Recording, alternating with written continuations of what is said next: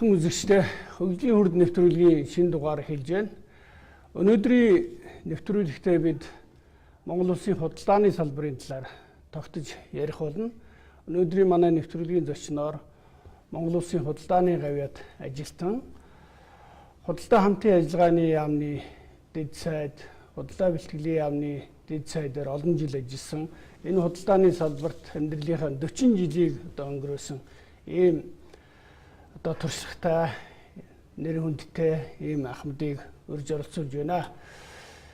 Нямын бэлз гэж дэд сайдыг манай худалдааны салбарын бол андахгүй.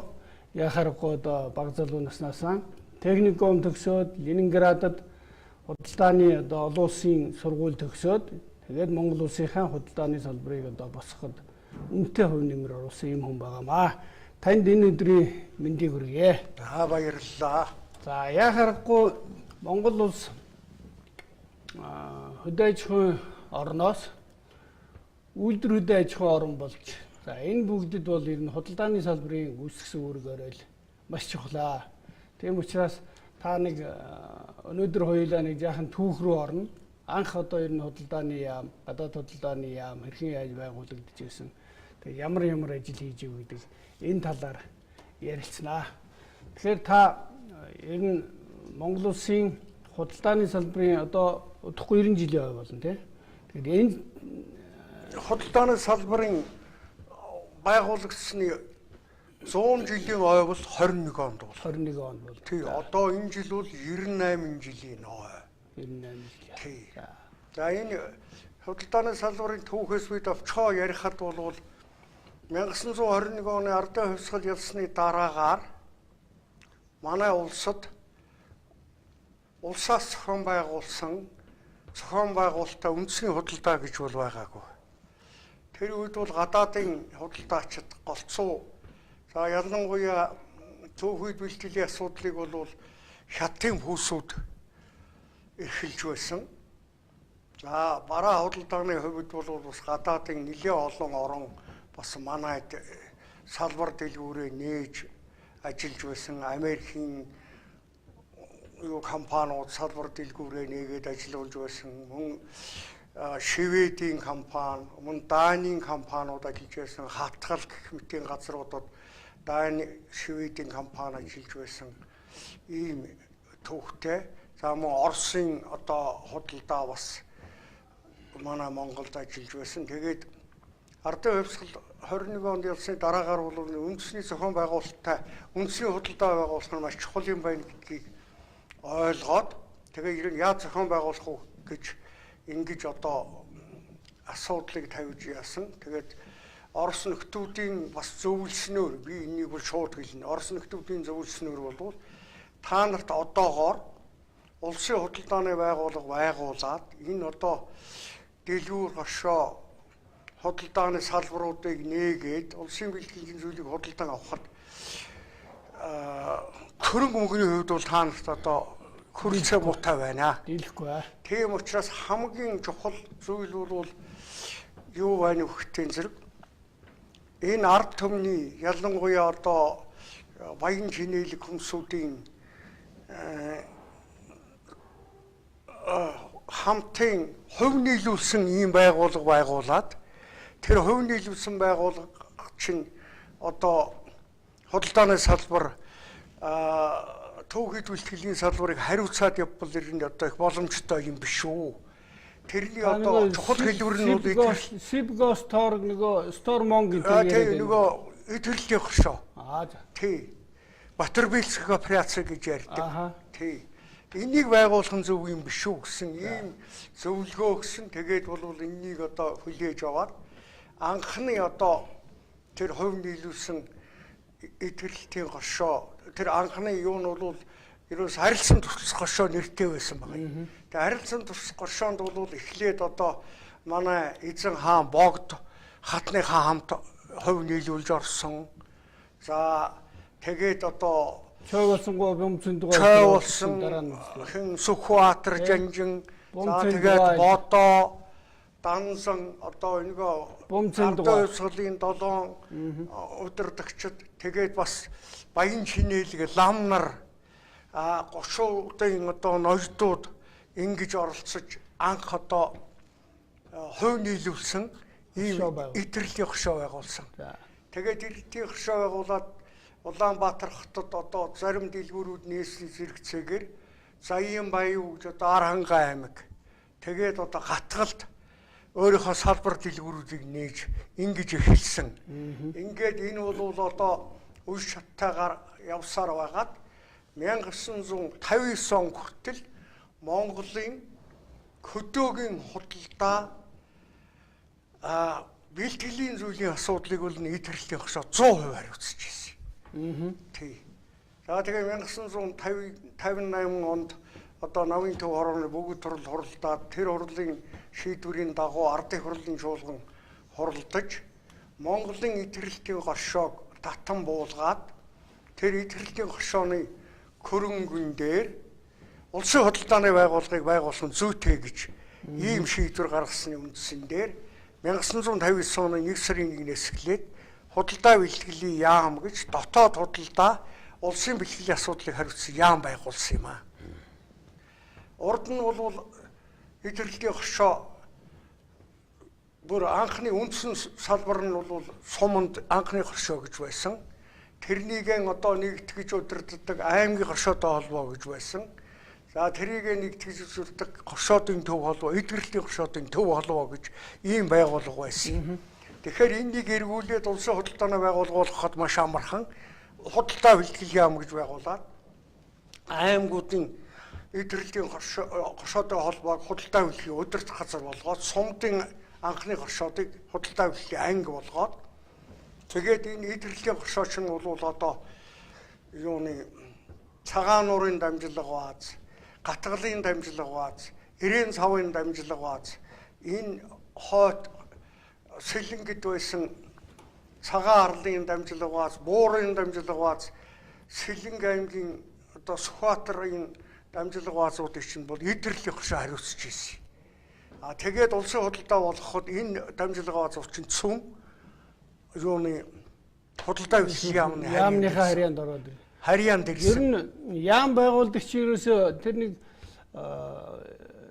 социалист орнуудтай баахан гэрээ байгуулсан билээ ч худалдааны хэлцээр 56 57 онууд. Тэгээд энэ худалдааны хэлцээрээр ерөөсөө их хэмжээний одоо түүхийд нийлүүлэх юм байна. Ялангуяа хөдөө аж ахуйн гаралтай түүхийд. Энэ дээрээ суурлаад энэ тэгээд 58 оны бүгд турал бол ямар дүгнэлт хийсэн юм гэхдээ идэрлэлийн горшоо бол тавьсан зорилттой бүрэн биелүүллээ. Бүрэн биелүүллээ. Тийм учраас энэ идэрлэлийн горшооны одоо энэ хөрөнгөн дээр юу улсын худалдааны байгууллага байгуулсан зүйтэй гэсэн. За зарим төвчд бол сүүлд одоо ярихтаа хувь нийлүүлсэн итгэл хувь нийлүүлсэн байгууллагын хөрөнгийг шууд одоо улсын хөрөнгө болгож яасан нь бол зарим талаараа бас алдаа болсон гэж ярьдаг, шүүмжилдэг хүн байдгийг. Зүгээр ер нь тухайн түүхэн хөгжлийн явцад бол энэ улсын худалдааны байгууллагыг нэг удирдлагатай болгох явдал бол маш чухал байсан нь бол гарцаагүй. Маш зүйтэй. Ер нь энэ бусад улс орнуудад бол ер нь зохицуултгүй худалдаа гэж алга Байхгүй. Одоо бид нар чинь зах зээл гээд бүх юм ингээд чөлөөтэй байх хэрэгтэй гэж ойлгоод байна шүү. Тэгэхэд ер нь өнөөдрийн одоо энэ хөгжингүй орнууд за Япон, Солонгос тийм ээ. Тэг Америк, Европын бүх орнууд маш нарийн одоо худалдааны зохицуулттай байна. Бүгд худалдааны яамтай. Тий. Тэгэхээр тэр үед би одоо тэр 58 оны 12 сарын тэр Намын Төв хорооны тэр шийдвэр яам байгуулах. Энэ бол одоо их түүхэн чухал байжээ. гэж хараад би бол тэгж үздэг. Тэрнээс хойш ингээд төлөвлөлтийг харахаар нөгөө 5 жил тутам төлөвлөөд тэгээд энэ улс орнуудтай одоо тухайлсан улс орнуудтай энэ ажиллаж исэн байдлыг харахад бол маш нарийн байж. Өөрөөр хэлбэл аль улс ямар ямаараа давуу талтай тэргээр нь бид нар холбогдно гэж. Тийм ээ. Тэгэхээр одоо манай найруулагч зургууд харуулна. Энэ хуучин одоо социалист гэжсэн одоо Унгар, Болгар, Герман тийм.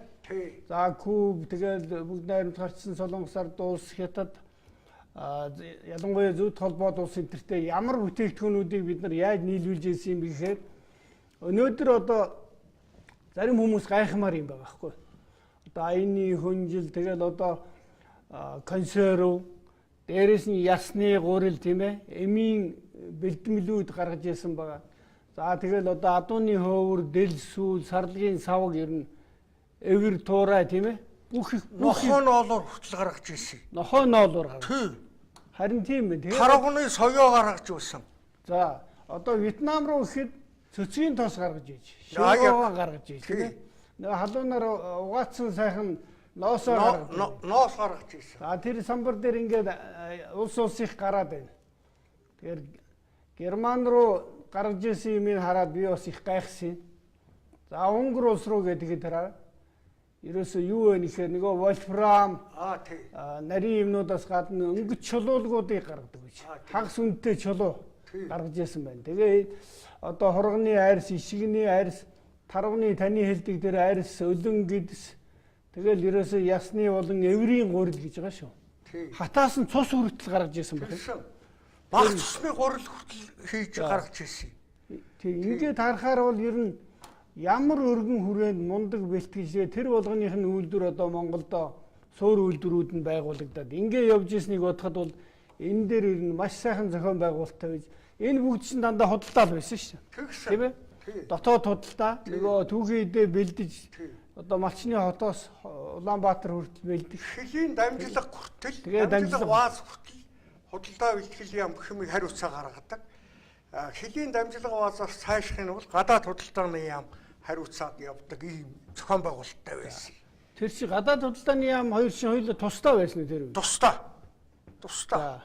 Нэг хэсэг тусдаа яваа тийм ээ? Тусдаа. Тэгэхээр ийм нарийн байж гэж. Одоо энэ Герман улс руу гаргаж ирсэн юмыг хараа бас гайхаад байгаа.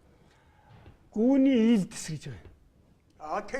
Тий. Тэр чинь маш чухал одоо гүүний ийлдэс одоо тэгээд энэ малын дайвар бүтээгдэхүүнүүд ялангуяа одоо эм бэлдмэл бэлддэг одоо биотехнологийн юмнуудыг тэр үед тохирцсон гаргаа явж исэн байна шүү дээ.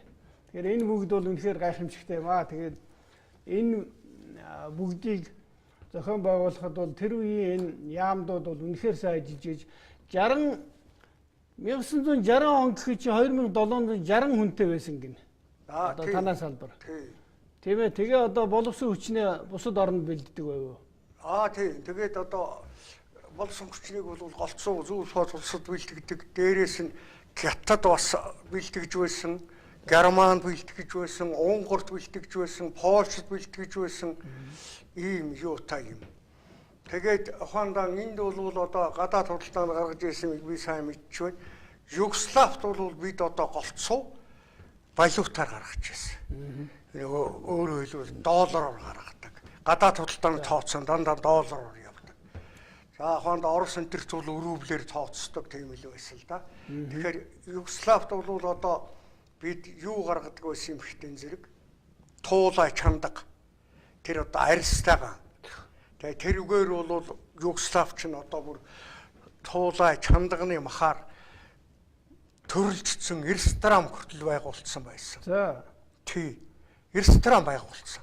Одоо 50 жилийн өмнө шүү дээ. Тий. За тэгээд тэнд бол одоо нөгөө ангнуурын шоу, ногтруу, ятуу шоу их гаргадаг. Шоу их гаргадаг байсан. Тэрийг бол дандаа валютаар гаргадаг. За нэгдүгээр. Хоёрдугаарт нь бол Лейпцгийн яармаг гэж жил бүхэн зохион байгуулагдах том яармаг байлаа. Тэнд манай Германы Лейпцигт оролцдог. Тий. Одоо тэр үеийн нөгөө ардчсан Германы байсан юм да Лейпциг. За хоёрдугаарт нь бидний валют холдог гол юу бол Английн Лондон гоцод явагддаг аукционы худалдаа. За тэр аукционы худалдаа гэдэг чинь нөгөө үн хаялцуул зардаг. За тэн дээр бол бид юу зардаг байсан бэхтэн зэрэг голцоо ангийн өвс. Одоо тийм тарвганы арьс, нохоо арьс. За тэгээд өвнөг чон гарсны арьс. Одоо энэ юу ангийн арьсыг чинь одоо тэнд зардаг. Тийм байсан. За тэгээд тэгвэл бол одоо валютынхаа нөөцийг нэмэгдүүлдэг байсан. Ерөнхийдөө сүүлдээ бол тарвганы арьсыг ер нь валют олохын тулд социалист орнуудад гаргаад байдгаа бол нэлээд болсон. Тий. Ер нь Оросд цөөхнийг гаргадаг болсон. Бусад орнууд бол гаргахаа болоод голцоо дандаа Английн аукционоор зардаг, тэндээс мөнгө олдог.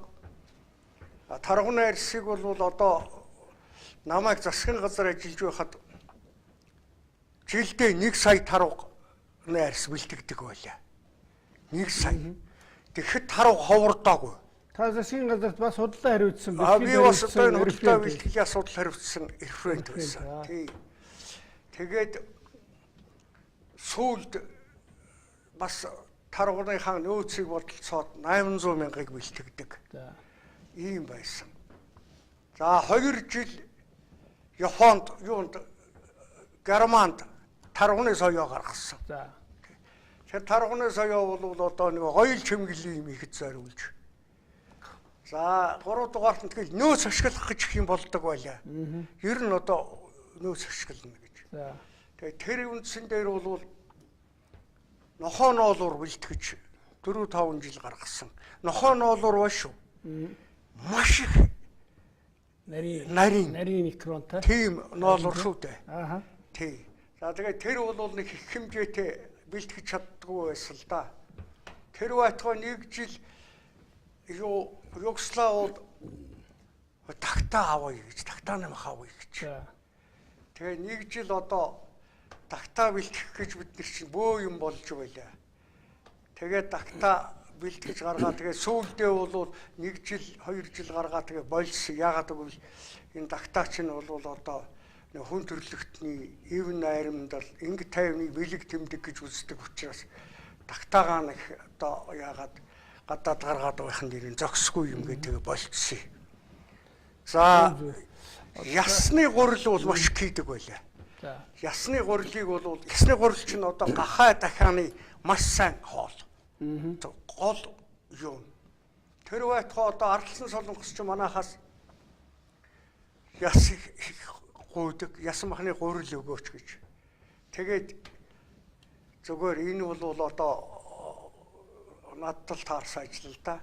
Солонгосын элчин сайдын яамны худалдааны асуудал хариуцсан мэрэгчлэлтний надтай уулзаад танах одоо ингээд нөөц байхгүйгээд одоо бидэнд яс махны гурил гаргахгүй, яс гаргахгүй байна.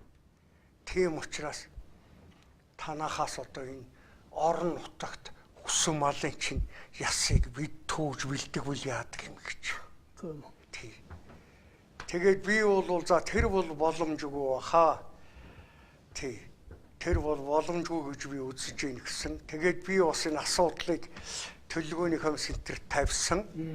Төв хороо моронд яагаад эднэр бол хэлэхдээ тэр болохгүй. Яагаад гэвэл одоо манай малын чинь тэр жил тутам хорогдож байгаа малын тоо хэмжээ гэдэг чинь нууц байдаг. Нэгдэг байна. 2 дугаарт нь янз бүрийн өвчнөр хүссэн байдаг. Байж болох тий. Тий. Тэгээд 3 дугаарт нь бол одоо тэгээд тэр хүссэн малын ясыг чи манайхан цуглуулж бэлтгэнэ гэж бараг байхгүй. Монголчууд бол энийг хэлж шиг. Тийм учраас тэрийг бол боломжгүй асуудлаа. Дахиад тийм асуудал тавих юм бол одоо боломжгүй гэдгийг шууд хариулах өгөх ёстой шүү гэж би ч шууд хэлсэлдээ тэр бас боломжгүй асуудал байна л гэж.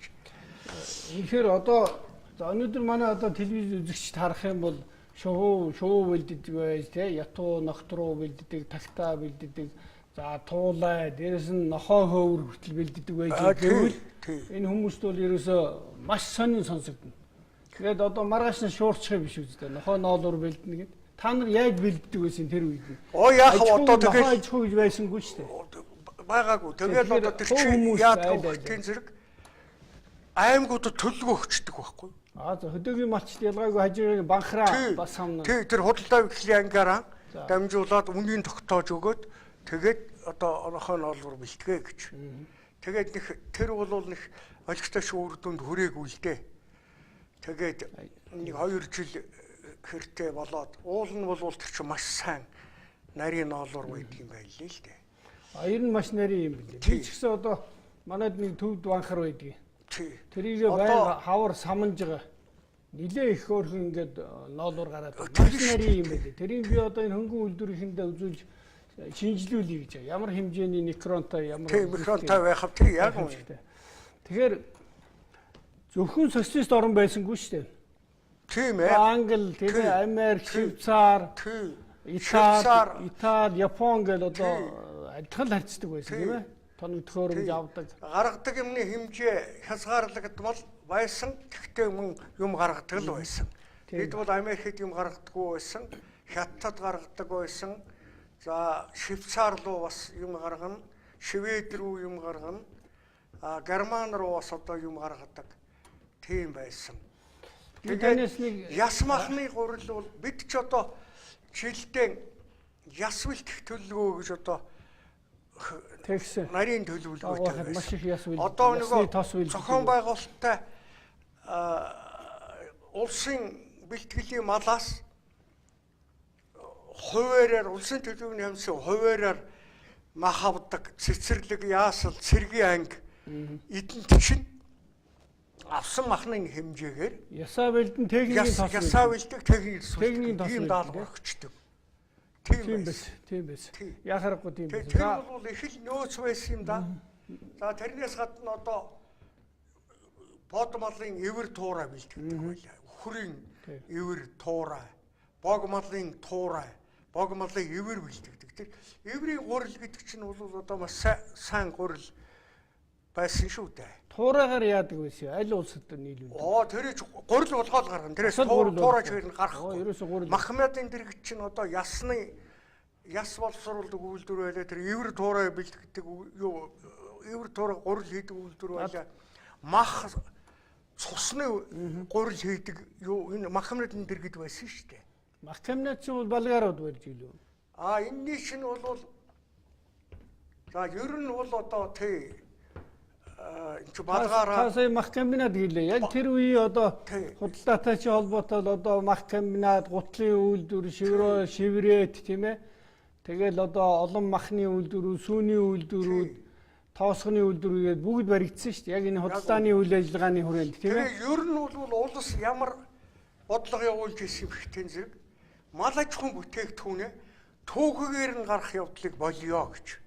За тэр зорилт бол үндсэндээ биелсэн юм шүү. Бүрэн бийс. 1980-ад он гэхэд бол Орос руу одоо бид чинь малаан тоогоор гаргадаг байлаа шүү дээ. Одоо ухаандаа цагаан эргийн дамжлага бааз гэж байсан энэ цагаан арал, буурын мал баазаар малаан гаргадаг, хойт гатгалаар гаргадаг, зүүн тийшээ ногоо нуур, цагаан нуурын дамжлага баазаар мал гаргадаг, зүүн талаар бол эрээн цавын дамжлага баазаар Орос руу мал гаргадаг байсан. Тэгээд энэнийг ирнэ болий гээд дарханд махкомнад байгуулсан. Дорндод махкомнад байгуулсан. За бүр сүүлд завханд одоо бас жижиг хэмжээний махкомнад байгуулсан. Дорн говт адууны мах боловсруулах махкомнад байгуулсан. Тэгээд 80 он гэхэд бол одоо адуунаас бусад малыг амьдаар нь хөлөөр нь гарах явдал бүрэн зогсоод бүх малаа дотооддоо боловсруулдаг ийм юу байсан. За нэг гэдэг бол хоёрдугаарт нь бол одоо малынхаа арьс ширийг гадаад төгөөгөр гаргахаа байсан шүү дээ.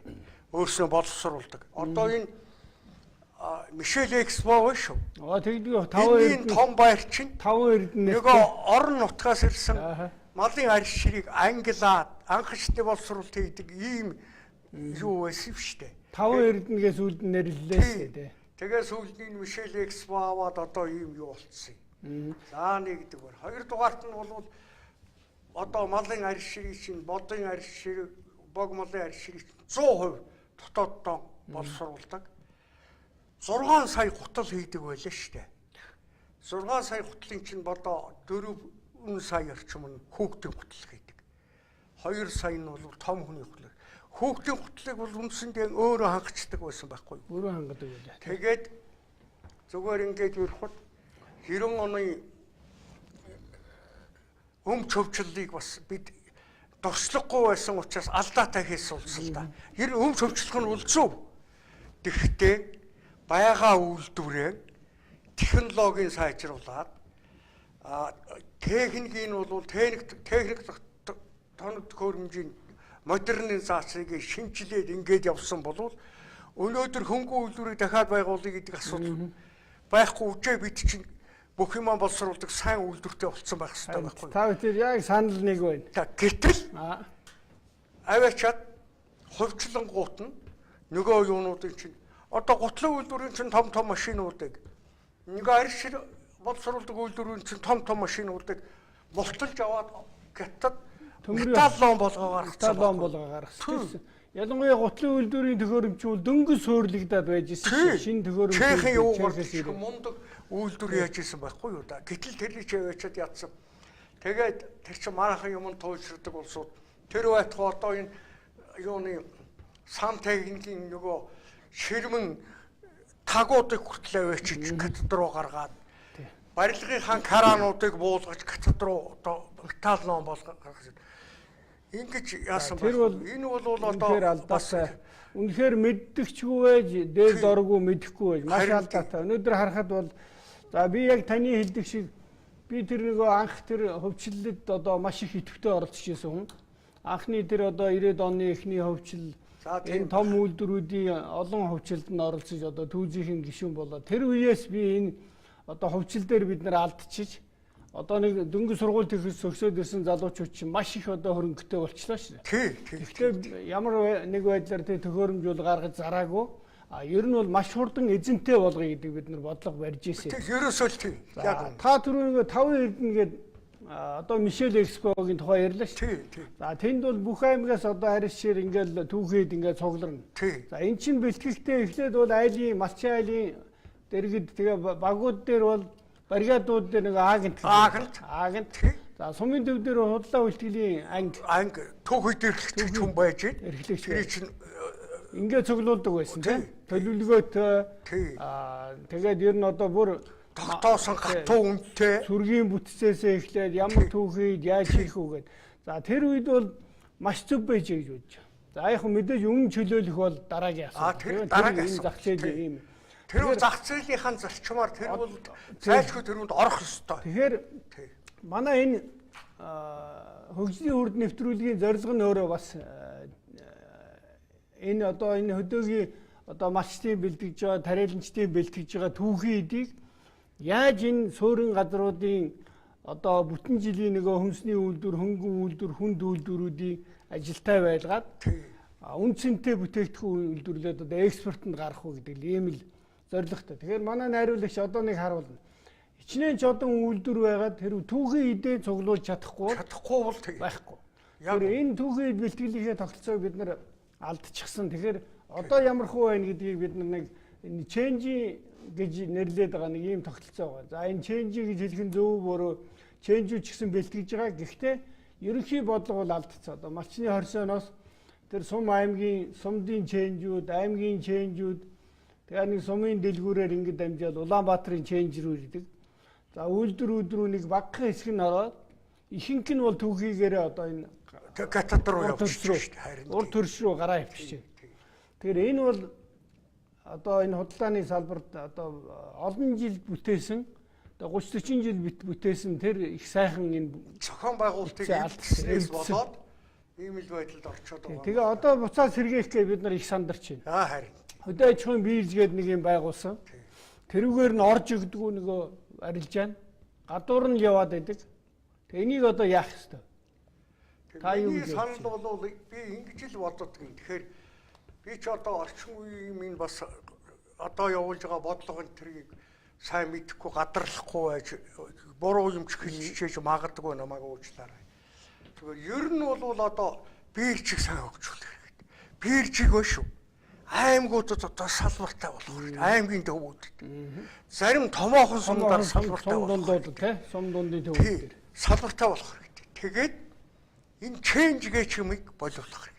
Ченж чинь одоо яаж яах вэ зэрэг энэ ард одоо тэр орон нутгаас авсан юм дараа аваашиж өөрснөө дуураараа үн нэмээд тэгээд энэнийг авцарч одоо энэ Улаанбаатар хотод авцарч энэ эмээлтийн юм мундараагээ авцраад нийлүүлэхдээ чухам хэн төгж байгааг нь мэддэхгүй.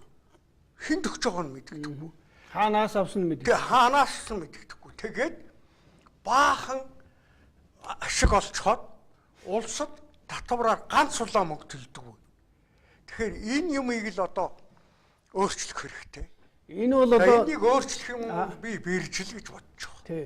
Тэгэхээр за бирж ажиллах гээд бирж бол байгаа. Бид нар одоо тий одоо төв бирж бол энд байна л да тий. Намайг 12-оос 14 онд хөдөө аж ахуйн дэд сайд байхад үйлдвэр хөдөө аж ахуйн би одоо биржийн анхны цаныг зөгчөөд. Тэгээд энэ бий ажиллах гэхээр бас энэ тохироо бүрдэхгүй байна. Тэрийг ингээ хуультай байх хэрэгтэй юм шиг. Худалдааны хууль алга Монгол. Байхгүй. За тэр маш чухал. Худалдааны байгуул алга. Тийм үү? Тэгэхээр зайлшгүй бүтцтэй байж иж, хариуцлага яамтай байж иж, хуультай болох шаардлагатай тий. Та энэ талаар яах юм да? За миний санал бол ийм л байдаг. Одоо худалдааны хуульгүй учраас гадаад худалдааны ямар нэгэн хууль алга. За. Тэгээ энэ бол ерөөсөө нин даруй шийдэх ёстой асуудал. Гадаад худалдааны хуульгүй байна гэдэг бол тун аюултай.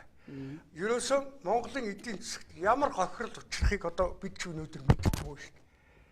Тийм учраас тэр худалдааны хууль бол одоо миний бодлоор бол нэн чухал. Нэгдүгээр, хоёрдугаарт нь одоо энэ худалдаа хийж байгаа улсуудын энэ чинь уул нь бол одоо мэрэгжлийн хүү явуулах хэрэгтэй. Яагаад гэвэл идэж уух хүнсний зүйлээс өсвөлээд эдэлж хэрэглэдэг говтос хонор, ундаг машин, байрладаг байшин хүртэл худалдаагаар дамжиж шүү дээ.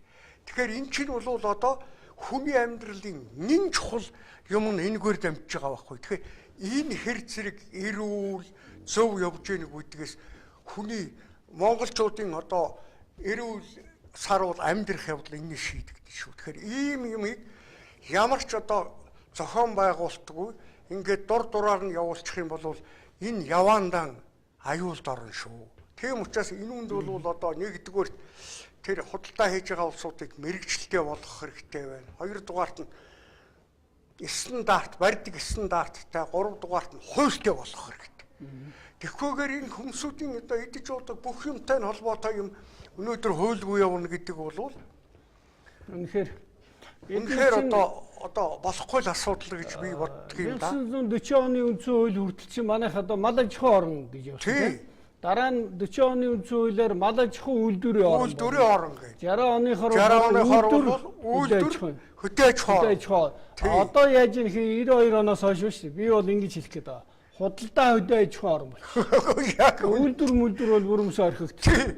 Тэгэхээр яг харахгүй энэ хууль бол үнэхээр чухал юм байна. Та зүгээр ямар юм алдаж болох вэ? Үндэсний аюулгүй байдлыг ярьсан. Одоо манай найруулагч нэг энэ гадаад худалдаан дээр ямар их алдаж байгаа гэдгийг энэ мэдэхгүй ш бүгд мэдж байгаа. Нэг одоо зураглал харуулна. Бид нар яаж юм гэхээр за хойноос бол тэр улаанаар байна. Одоо шатхуун, буудай, гурилаа авчин импортоор. Бүх юма нэг 10 20 компани очоод уралдаад өнөө өсгдөг. Одоо надад өг зөвхөн надтай ажил би одоо бараг одоо авилга хахуул өгөөд өнөө өсгөөд идэг. Тэгээ өчигдөрхөө одоо энэ нийгмийн сүлжээгээр гарч байна. Монгол улс энэ Оросоос авдаг шатхууны хамгийн өндөр авдаг нь Монгол улс байна. Мэдээж хэрэгтэй. Гэтэл та нарын үеийн тэр хуулийн дээр харахаар гэрээн дээр харахаар Монгол улсад дандаа бонус үн өгч одоо хамгийн хямдаар юмаа өгдөг. Авчгаа түүхийд хамгийн өндөр үнээр авдаг гэж. Одоо энэ гаргаж байгаа тэр одоо Жонш Эрдэс баялаг нөгөө хөдөө аж ахуйн бүтээгдэхүүн бүх юмаа урагшин зарахтаа нүүрс төмрийн хөдрөө зархаараа бүгдийг хямдруулад одоо хятадуудад ерөөсө надаас лав гэд уралдаад хямдруулаа өгчдөг. Тэгээ энэ хоёрын зөрүү дээрээс бол тэр гадаад худалдааны бодлого байхгүй чинь гай тэр байхгүй. Тэр юмар нь аль. Энэ их ноцтой юм байна. Гадаад худалдааны бодлогыг явуулдаг энэ одоо яамтай байсан болвол тэр юу компаниуд аж ахуйн нэгжид чинь бол чиглэл өгөөд цаана хөдөлмөр энээс доош өмнөр өгч болохгүй шүү. Энэ чинь Монгол улсын эрх шиг байна. Тийм учраас бид ерөөсөө Катрин засгийн газартай хэлцээр хийгээд ер нь бол одоо хамгийн доотлын үн бол ийм байна гэдгийг бид зарчим явуулдаг. Тэгсний дараагаар бол та нар худалдаа яв. Тэгэхгүй зүгээр биенээсээ өрсөлдөөл юмаа гаргахын тулд энэ компаниуд ч бол хамгийн хянд үнээр катастроф юм нийлүүлчих. Одоо ерөөсөө зарим нь бол чөлөөт худалдаа нэрээр худлаа юм ярьдаг юм. Чөлөөт худалдаа нэрээр хятадуудаас одоо зарж байгаа хамгийн хямдаар өгөөд тэгээд зөрүүгээ одоо энэ офшор данс манс руу явуулчихдаг. Ерөөсөө нэг ийм нэг офшорт маш их мөнгө байгаа нэг чинь энэ худалдааны хууль дээр та бол бас л одоо санал банлаа гаргаад явж исэн байх. Ажлын хэсэг хаяа санаа бодлоо сонсдог. Одоо боловсруулахад нь би бас оролцож байсан. Бүр анхны худалдааны хуулийн дээр бол энэ одоо нөгөө талигач Хөдөлмөрийн Баатар хуульч нөгөө хин чимэд Бярагийн чимэг. Аа. Энэ чинь худалдааны хуулийн ихийг боловсруулсан хууль юм шүү. Тэгэл одоо тэр 90 оноос хойш энэ чинь гаргана гайл одоо гिचнээн дахин яасан энэ чинь хөөцөлсөн хүн бол одоо манайхнаас Содбаатар нэг юм барайл яваад байсан. Төрүүн нь одоо энэ хин Эрдэнэбатны хэсэг юм байна. Эрдэнэбатын барайл яваад. Манай яам дээр одоо өнөөдрийн ерөнхийлөгч Батулга бас тэр бас барайл явж тэр үедээ бид худалдааны хуулийг ямар хэмжээндээ очиод гарахгүй. Анхны одоо төслийн бид нар бас гаргасан. Тэгээ энэ яадгүйгээр би бол одоо ингэж хардаад байгаа. Буруу хардаж яж магадгүй. Ер нь энэ их хурл дээр болоод энэ дээгүүр энэ худалдааны хууль гаргахыг ер нь гадны одоо сонирхлоорч гэдэг юм ерөөсөө зогсоодог. За тийм хүн байдаг байж магадгүй. Ер нь нэг юм байна. Ерөөсөө энэ худалдааны хууль ихээр тэгээд байж байгаа замхарчаад идэг. Нэг ийм л юм байгаа даа. За одоо манай нэвтрүүлгийн хугацаа ерөнхийдөө өндөрлөх төгсөж байгаа. Би тэгээд энэ үзэгчтэй бас энэ хөгжлийн хүрд гэдэг нэвтрүүлгээ бас ойр тайлбарласангүй. Энийг нэг тайлбарлахгүй бол ямар учиртай хөгжлийн хүрд юм гээ. Тэгээ энэ маань бол за 365 хоног 12 сард энэ монголчуудын одоо уламжилт энэ хөдөө аж ахуй үйлдвэрлэлийн амьдрал. Тэгээд одоо 3 сард мал төлөлхөөс эхлээд ноолуураа аваад газар тариалангаа эхлээд үрээ суулгана, сүүгээ цагаан сүүгээ авна, ноосоо бэлдэн, тариагаа хураана, махаа бэлдэн, арьс ширээ бэлдэн, заан гөрөө төлөө түшгэ. Тэгээ энэ бүгдээс хүнсний бүтээгдэхүүнүүд нөгөө тариа будаа сүүн болохоор энэ суурин газруудын хүнсний үйлдвэрүүдийг бүтэн жил одоо ажиллуулах. За ноос ноолуур арьс шир модон бүтээгдэхүүн хөнгөн үйлдвэр тий. За уулуурхаа бол ойлгомжтой одоо энэ жонш энэ нүүрс төмөрлөг бол хүнд үйлдвэрүүдийг ингэж ажиллуулад ингээд нэг үндсэнтэй бүтээгдэхүүнүүдийг хийгээд ашигтай үнээр гадаад арилжаанд одоо оролцоод ингэж л одоо улсаа хөгжүүлэх юм хүрд байгаа. Энийг ухаантай энэ бол одоо хүнд ойлгохоор довч бөгөөд тодорхой их альтайхан юм байна. Би энийг анх удаа харлаа. Тэгэхээр энэ тойргоор яасан энэ циклүүдийг л хөгжүүлэх ёстой. Энэ циклүүдийг л хөгжүүлэх ёстой. Тэгэхээр яхаа хөхтэн зэрэг одоо малынхаа ноос усыг авахд хүртэл одоо ямар дэвшил юу яах юм? Малан одоо хүнс хоолон бэлтгэхэд одоо би одоо өсөгдөр телевизээр харж исэн мах боловсруулах үйлдвэр улсын хэмжээгээр 52 ажиллаж байна гин. Тийм байгаа. За тий. Одоо мал ядалдаг үйлдвэр. Мах боловсруулах үйлдвэр 110 байна гэж. Тэгээд би бодлоо энэ тоогоороо бол энэ чих олон юм байна шүү дээ. Тэгэхээр энэний чинь бол одоо ерөөсө боловсруулаад энэ аймагуудаар байгаа тэр махны үйлдвэрүүд чинь махан боловсруулахаас гадна тэр арьс ширээн боловсруулдаг тэр л одоо дээр үед одоо малын амьсгалаас үстэй ашиглая гэдэг юу урай лооцсон байлаа шүү дээ. Тэгэхээр тэр л одоо ясын, махын, цусын ашиглаад тэр гурил мөрлөө хийдэг ийм юу одоо тэр байтугай одоо малын чинь бод малын чинь сэвс мэвсээр хужиртай холиод малын тэжээл хийдэг байлаа шүү дээ. Тэгээд орон нутагт яахад одоо тэр чинь бол нөгөө ядарсан дороочсон ялангуяа яг энэ хаврын тарчигч бол дээд зэргийн тэжээл болдог. Амин тэжээл шүү дээ тийм ээ. За одоо манай нэвтрүүлгийн хугацаа ингээд өндөрлж байна. За тэгээд одоо та бүхэн телевизээр харж байгаа таныг одоо тантай хамт олон жил энэ Монголын худалдааны салбарт зүтгэсэн хамтран зүтгэгч нь тийм ээ удирдлагч нь ажиллаж байсан одоо олон хүмүүс харж байгаа бах. Та тэгээд үзэгч тандж сайхан одоо энэ худалдааны салбарыг хөгжүүлэхэд одоо бэлэгтэй үгээ хэлнэ. За бид одоо надтай хамтран ажиллаж байсан, миний удирдлаганд ажиллаж байсан намайг мэддэг худалдааны ахмад болоод дунд үеийн бүх хүмүүсүүдэд талархлаа илэрхийлж байна. Удахгүй худалдааны Монгол улсад зохион байгуулалтаа үндэсний худалдаа байгуулагчны 100 жилийн 21 онд болно. За тэр 100 жилийн ойг ухтаж бас одоо хэдийгээр бид тэтгэврт гарсан зарим нь бол одоо ажиллаж байгаа ч гэсэн тэр хүмүүсүүд бас энэ 100 жилийнхаа ойд баяр баясгалантай оролцож бас хийж үтээхийн төлөө чармааж ажиллаарай гэдгийг нэгдүгээр хүсэж байна. Хоёрдугаарт нь одоо энэ манай худалдааны байгууллагын их өөдрөг сайхан сэтгэлтэй хүн ардынхаа төлөө би ажиллаж байгаа шүү. Хүн ардынхаа төлөө би зүтгэл гаргаж байгаа шүү гэдгийг ойлгож ер нь ажил хөдөлмөртөө шамдаж бас сэтгэл санаа өөдрөг ажиллахыг одоо би худалдааны нийт ажилтан ажилчдад өрөөж байна. Яагаад гэвэл энд бол одоо улсын худалдааны зохион байгуулалттай тийм худалдаа бол байхгүй, дандаа хувийн худалдаа байгаа. Гэхдээ та нар бол Монголын ард түмний төлөө их зүйл хийж байгаа шүү гэдгийг би бас зориуд хэлье. Энд чинь дотоодын нийт бүтээгдэхүүний бараг 30 гаруй хувийг энэ худалдаачид бий болгож байгаа юм шүү. Тийм учраас энэ ажилдаа их амжилт гаргаж сайхан ажиллаарай гэдгийг л хүсэн өрөөж дөө. За баярлалаа. Танд дахин талархаж байгаа илэрхийлье. За баярлалаа. Танд эрүүлэнхийг хүсье. Танаар энэ үзэгчид бахархаж байгаа, салбарын чинь бахархаж байгаа. За би тэгээд бас мөн танаас гадна одоо танаар уламжлаад таны одоо ханд одоо телевиз үзэгчдийнхээ нэрийн өмнөөс бас баяр хүргэе. Саяхан одоо ардын багш. Тий, ардын багш сайхан үйлдэлтэй болсон. Ингээд манай нэвтрүүлэг үгээр өндөрлж байна. Дараагийн 5 гарагт дахин уулзцгаая. За би бас цогц хөрөл сайдтаа одоо би бас баярлалаа. Намайг одоо бас өөрч ийм сайхан ярилцлаганд оруулсан явдалд одоо би их талархаж байна. Энэ цогц хөрөл сайд бол бас хүнс хөдөө аж ахуйн дэд сайд хийж байсан. Энэ салбарыг бас мэддэг хүн. Тийм ч учраас энэ үнд ач холбогдол өгч одоо ийм сайхан цуврал нэвтрүүлгийг явуулж байгаа явдалд одоо их баярлалаа. Танд цаашдын чинь ажилд их амжилт хүсье. За баярлалаа. Баярлалаа.